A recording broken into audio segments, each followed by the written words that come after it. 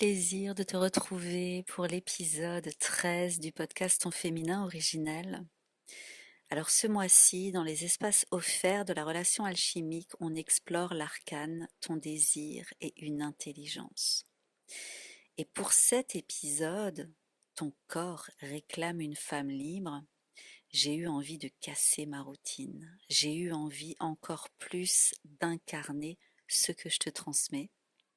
Et d'habitude, les épisodes du podcast, je suis dans mon bureau, j'ai mon micro, il y a quelque chose de très studieux, ancré, en quête d'excellence, en quête de perfection. Et en fait, non.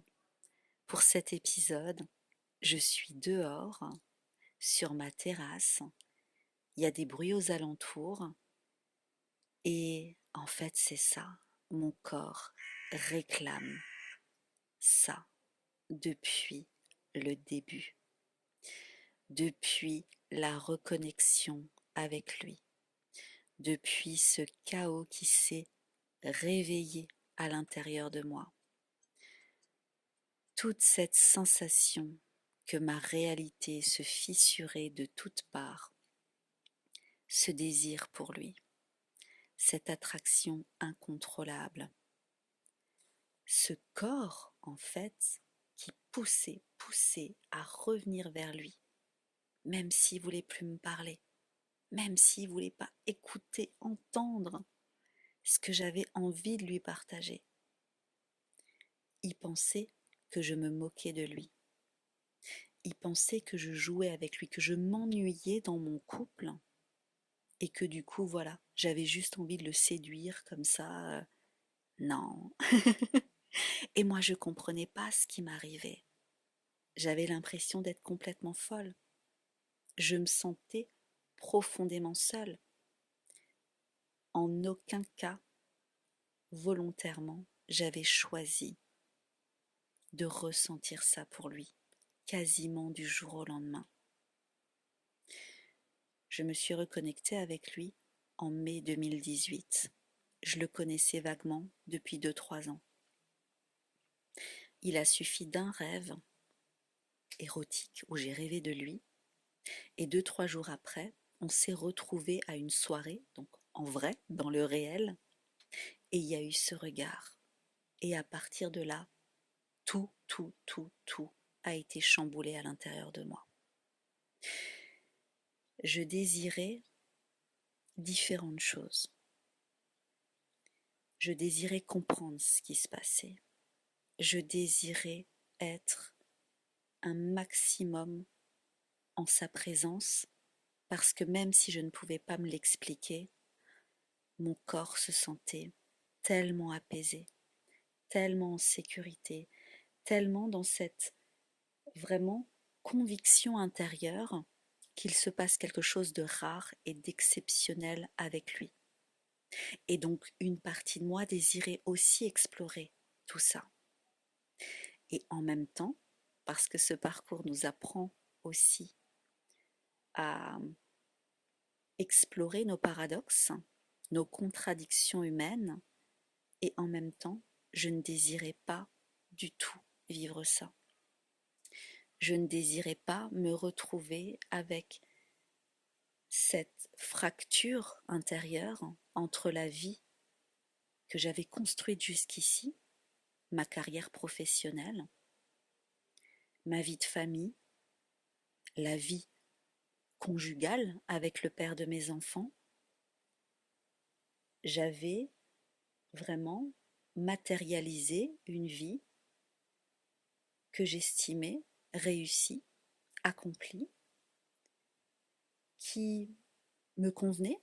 Je ne cherchais pas, je ne remettais absolument pas en cause ma manière d'exister, ma manière de vivre, mes projets futurs, que ce soit personnel, que ce soit avec le père de mes enfants.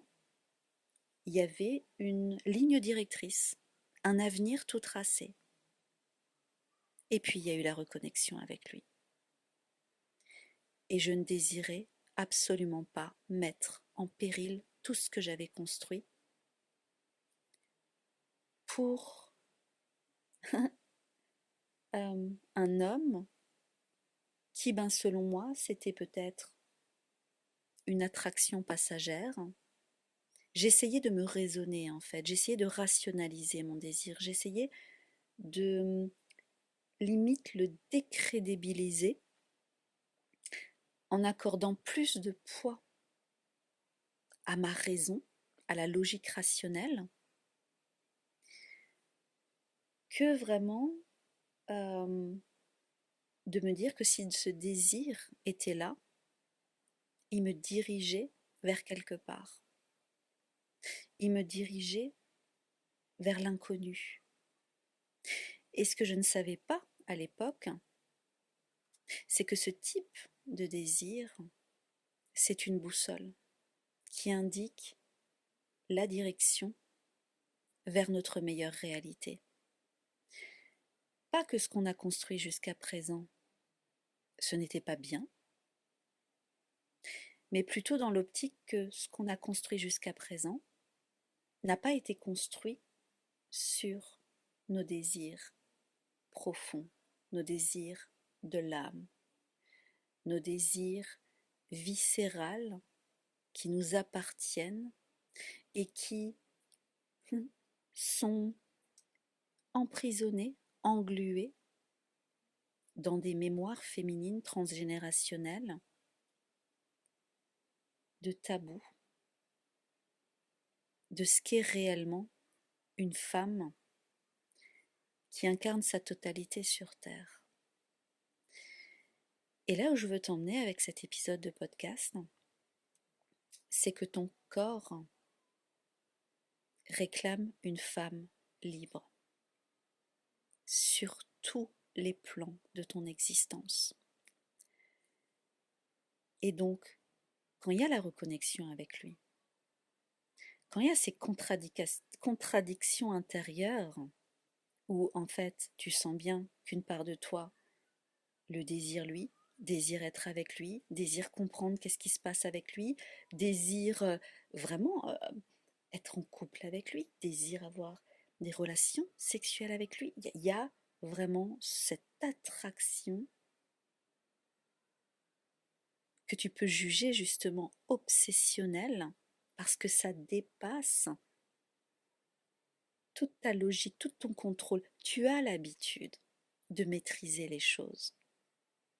Tu as l'habitude d'évoluer dans une réalité où tu gères, où tu utilises ton intelligence cartésienne à ton travail, en famille, au niveau relationnel.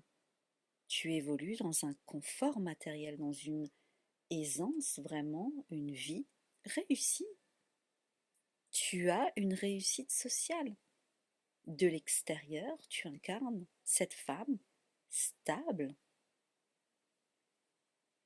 cette femme leader de sa vie. Mais cette reconnexion avec lui, elle vient justement créer cette fissure entre ce que tu as pu créer autour de toi, basé sur des désirs liés à tes conditionnements, liés à tes croyances limitantes. Désirer avoir une reconnaissance sociale, un statut social, parce que dans ta famille, il n'y en avait pas, ou parce que dans ta famille, il y en avait. Donc il y a cette pression de loyauté aussi familiale. D'avoir justement ton mariage, ta maison, ton luxe, ton envie en fait d'être reconnu, d'être inspirante possible aussi, de gravir les échelons, d'être dans une sensation de performance, de réussite, d'accomplissement, de légende personnelle. Et donc ça pour différentes raisons. Et en soi, c'est pas tant problématique parce qu'une femme qui s'éveille sur ses parcours, elle est destinée, dans tous les cas, à léguer, bâtir un héritage, accéder à une abondance matérielle, financière. C'est pas ça le problème. La problématique, c'est la manière dont jusqu'ici tu as fait pour construire cette réussite matérielle qui finalement ne te nourrit pas, qui finalement nourrit un ego blessé, un mental limité parce que ces désirs ne t'appartenaient pas forcément. Ces désirs partaient d'un espace intérieur méconnu, d'un espace de manque, d'un espace, comme dit, de verrou, d'injonction patriarcale aussi, où la vie que tu as construite, elle a une saveur, elle s'infuse de codes, de d'injonctions, oui, de règles patriarcales, où il faut pousser, où il faut forcer, où il faut acquérir encore des connaissances, encore des diplômes, encore avoir, tu vois, cette satisfaction de la réussite liée à un effort physique.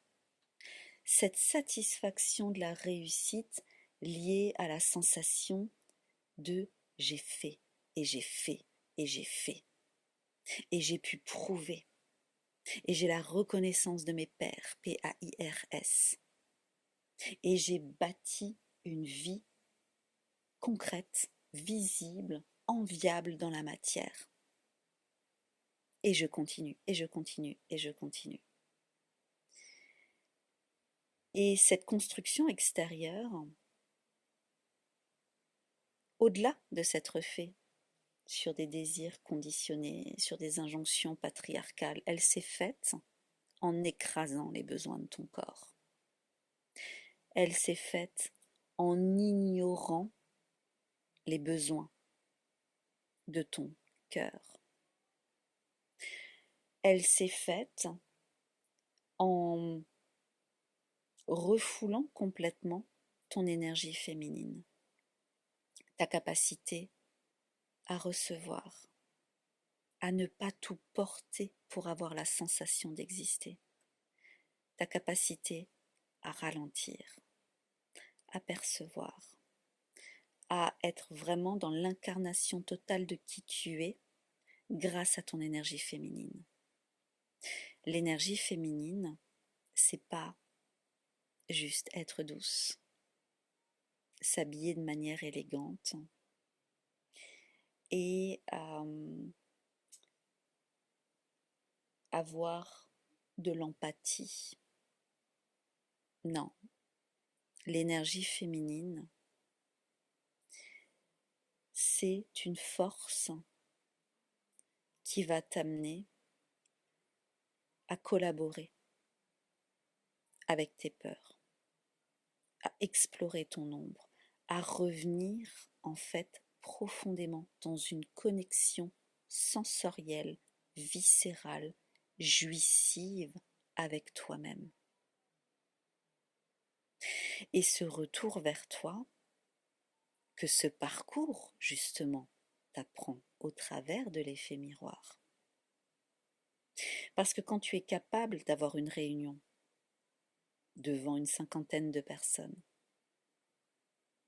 et que tu rentres chez toi, tu es fier de ça, et puis tu prends ton téléphone, tu as un message de lui, et là tu vrilles, tu ressens de nouveau le chaos, tu ressens de nouveau les émotions, tu ressens en fait cette sensation d'impuissance, cet envahissement du lien, et du coup ça t'agace, ça t'énerve, ça te met dans une perspective où tu es impuissante, où tu es faible, mais c'est pas du tout le cas. C'est juste que l'une des compétences fondamentales qu'une femme d'exception, ou même que toutes les femmes, en fait, sont censées apprendre pour incarner leur totalité, gouverner leur monde intérieur, réguler leur système nerveux, sentir profondément quel tabou elle porte en elle et de pouvoir aller au-delà de ça, de pouvoir sentir qu'en fait, une femme qui s'éveille sur ce parcours, elle est là pour incarner une femme libre. Et une femme libre dérange les codes du patriarcat. Au-delà de juste penser par elle-même, une femme qui est réellement libre, elle touche à une intelligence au travers de son énergie sexuelle, au travers des désirs qu'elle arrive à décrypter. Ça se désire, non, non, non. Je sens que c'est un désir qui pousse pour prouver quelque chose. Non, ce désir, je ne le suis pas. Par contre, ce désir-là, il m'appelle. Il ouvre une nouvelle voie. Il m'invite à tracer ma route. Il invite à explorer l'inconnu. Ça, c'est un désir à suivre. Devenir qui tu es vraiment, un impératif non négociable sur ce parcours, tu ne peux pas. Si tu es sur un parcours flamme jumelle, ma chère, tu ne peux pas revenir dans ta vie d'avant.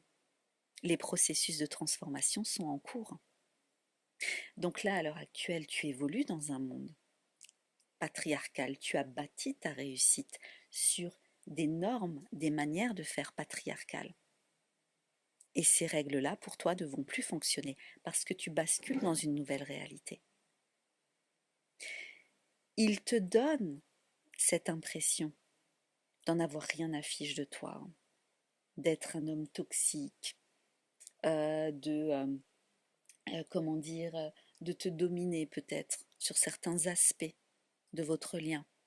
Quand tu cherches justement à le contacter et que finalement il ne te répond pas tout de suite et que toi tu passes la nuit à penser à lui ou que vous vous êtes vus ensuite et que tu te sens extrêmement fragile et que tu ne te reconnais pas parce que toutes tes stratégies de contrôle, de maîtrise, de puissance ne fonctionnent pas avec lui. C'est son rôle, c'est le principe de l'effet miroir. Cet homme est le seul sur Terre calibré pour t'amener à incarner qui tu es vraiment. Avec ou sans la réunion avec lui, c'est pas le propos. Et c'est réciproque. Toi, tu es calibré également pour que lui, par effet miroir, il puisse être dans un retour plein et entier à la prise de responsabilité de son chaos intérieur. Parce que oui, même si avant la reconnexion avec lui, tu avais l'impression que ta vie était stable, rangée, alignée, maîtrisée, cadrée, ce n'était pas le cas. Et au fond, si tu es prête à réellement devenir lucide avec toi-même, là c'est pareil. Dans l'univers de la relation alchimique, les femmes qui rejoignent mon univers le savent. Sans lucidité, tu ne peux pas te transformer, tu ne peux pas évoluer, tu ne peux pas te sublimer sur ce parcours. Parce que ta lucidité intérieure, ça va te permettre de te rendre compte que ta vie d'avant, même si tu ne cherchais pas forcément à la changer, elle ne te convenait pas. Tu n'étais pas libre d'être toi. Tu t'adaptais encore à l'extérieur. Tu portais encore trop l'immaturité émotionnelle d'adulte autour de toi. Tu forçais trop ton corps. Tu n'osais pas pleinement exprimer ta voix et ton haut potentiel. Parce que si tu es sur ce parcours, tu as un haut potentiel. C'est ce qu'on voit dans ton thème astral. Donc, au-delà de lui, au-delà d'avoir envie d'être avec lui, de sa présence, non, ton corps surtout réclame une femme libre d'être qui elle est, libre de se sentir suffisamment en sécurité pour exprimer sa vérité, pour suivre des projets de cœur, pour se rendre compte qu'elle peut avoir autant d'abondance qu'à l'heure actuelle, voire plus, en respectant son corps, en honorant ses propres saisons, en revenant justement dans un principe équilibré de son énergie féminine et masculine, où oui, tu vas avoir une grande vision, tu vas avoir des projets, sauf que tu vas avoir la capacité de sentir que là, tu as posé une action et maintenant tu reviens vers toi et tu ralentis et tu retrouves une sérénité dans le vide, dans l'inconnu, dans la non-certitude des résultats. Parce que l'une des problématiques, c'est que tu n'es pas libre parce que tu es dépendant des résultats. Et ce lien avec lui te montre ça aussi. Tu perçois des choses, tu sais très bien, tu le sens depuis le début, ton corps le sait, il y a quelque chose d'exceptionnel, d'unique avec lui. C'est une réalité. Tu n'es pas folle et tu n'es pas seule sur ce parcours. Par contre, ce qu'on peut appeler le comportement chaser, c'est que ça va enclencher, mettre en lumière, le principe de ce parcours c'est ça, ça met en lumière toutes tes stratégies de survie, tout le côté dysfonctionnel que tu avais par habitude et qui n'honore pas pleinement qui tu es. Et donc ce comportement de chaser, c'est il faut la preuve que ce que tu ressens c'est vrai. Il faut des résultats. Il faut qu'il te dise que oui, lui aussi il ressent la même chose. Et ça, c'est pas de la liberté. Et donc comprendre que ce parcours va te demander, et c'est ce qu'on va voir là tout au long du mois d'août, et plus particulièrement en septembre dans le Coven Aurum Shadow,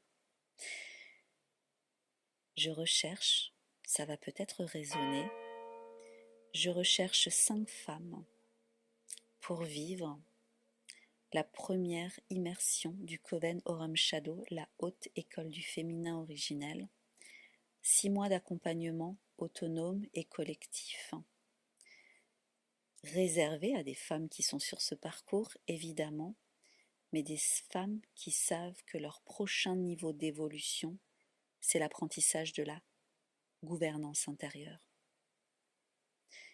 Être en capacité d'apprendre 5 compétences clés. Le discernement, l'auto-observation, l'intégration de l'ombre, la conscience corporelle et l'autonomie spirituelle. Ces 5 compétences te permettent ensuite d'acquérir un pouvoir personnel à la fois sur ton parcours pour soutenir tes transformations et en même temps une stabilité qui fait que tu ne dépends plus des circonstances extérieures. Tu peux te sentir sereine dans l'inconnu. Tu peux te sentir en confiance même si tu traverses des périodes inconfortables. Et ce parcours te fait vivre des morts symboliques, des passages extrêmement compliqués, parce que tu quittes une identité de femme qui force, qui performe, qui est en quête en fait de validation extérieure, justement pour être dans cette incarnation pleine et entière de la femme originelle, qui a tellement touché à sa vérité intérieure qu'elle ne peut plus se trahir, ni dans le travail que tu fais, ni dans ta manière d'être dans tes relations. Il y a des deuils à faire, possiblement un changement de travail, possiblement un changement de lieu d'habitation, des relations qui en fait te desservent, et tout le temps, en toile de fond, il y a cette dynamique avec lui. Il y a ce tiraillement intérieur où des fois tu veux couper le lien tellement tu en peux plus. Sauf qu'à chaque fois tu as des synchronicités qui te ramènent à lui. Parce que c'est non négociable, comme je te le disais. Ton corps s'éveille sur ce parcours parce qu'il réclame une femme libre. Dans ton thème astral, on voit ton but d'incarnation. On voit clairement l'axe directeur, ta mission de vie, tu appelles ça comme tu veux, mais en tout cas, cette direction qui fait que, en incarnant cette femme-là, qui existe déjà à l'intérieur de toi, mais en l'exprimant dans ta manière de vivre, de parler, d'aimer, d'interagir, de te déplacer, de t'habiller, d'ouvrir ta voix, V-O-I-E et V-O-I-X. Là, tu touches à quelque chose de jouissif, où tu te sens pleinement libre et enfin à ta place sur Terre. Souvent sur ce parcours, on entend beaucoup parler de la réunion avec lui, avec lui, avec lui. Tu n'es pas une moitié. Tu n'as jamais été une moitié. Ce qui te fait souffrir avec lui, c'est pas un manque de lui, c'est un manque de toi, un manque d'expression de qui tu es, un manque de plonger dans ton corps, d'aller découvrir à la fois tes peurs, mais à la fois justement tes talents, ta zone de génie, de voir en fait toutes les intuitions que tu as pu laisser de côté parce que c'était pas rationnel, parce que ça ne se fait pas, parce que qu'est-ce que vont penser tes collègues ou ta famille. Il y a quelque chose à comprendre quand on est une femme d'exception qui s'éveille sur ce parcours,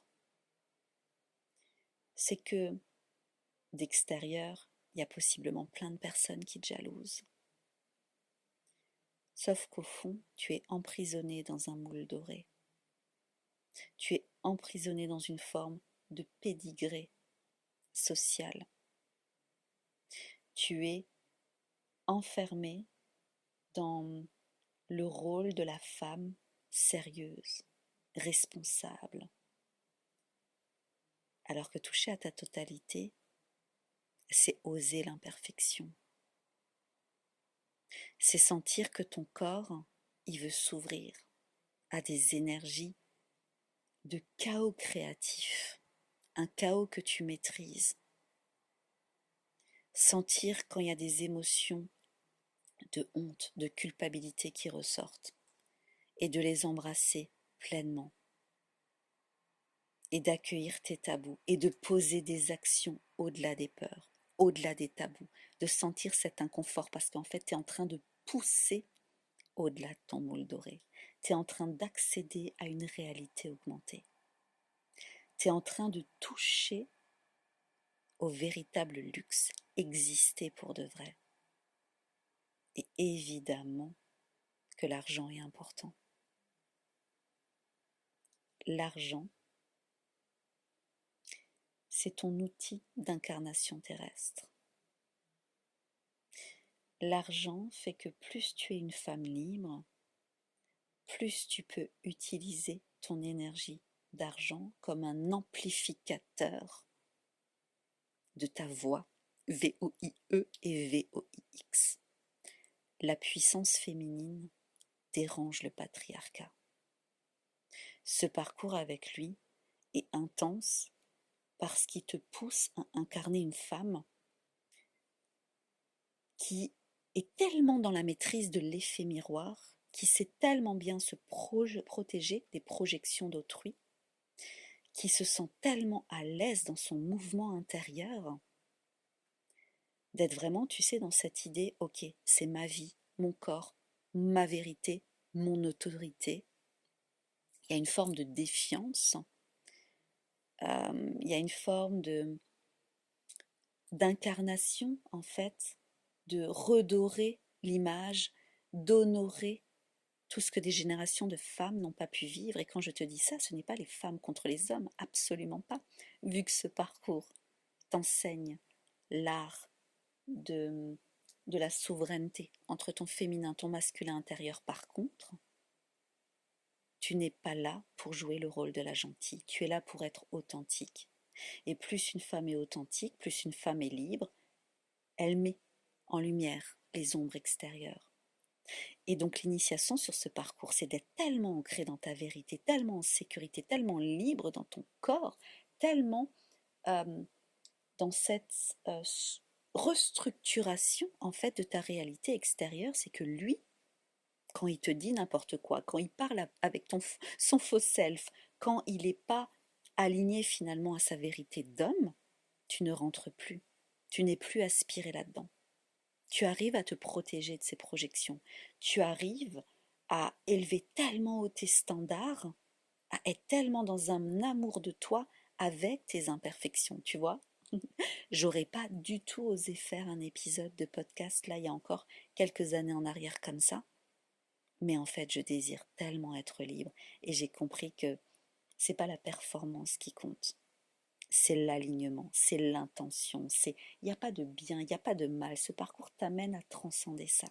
Et ce que tu sais ensuite faire avec lui, eh bien le faire naturellement, à ton travail, même en famille, même pas parce que tu détiens la vérité absolue, mais parce que tu détiens ta vérité à toi et ta responsabilité, c'est de l'honorer, de permettre à ton âme de descendre dans la matière, d'habiter pleinement ce corps et de matérialiser ta grande vision, matérialiser tes projets de cœur, créer une vie à ton image, pleinement.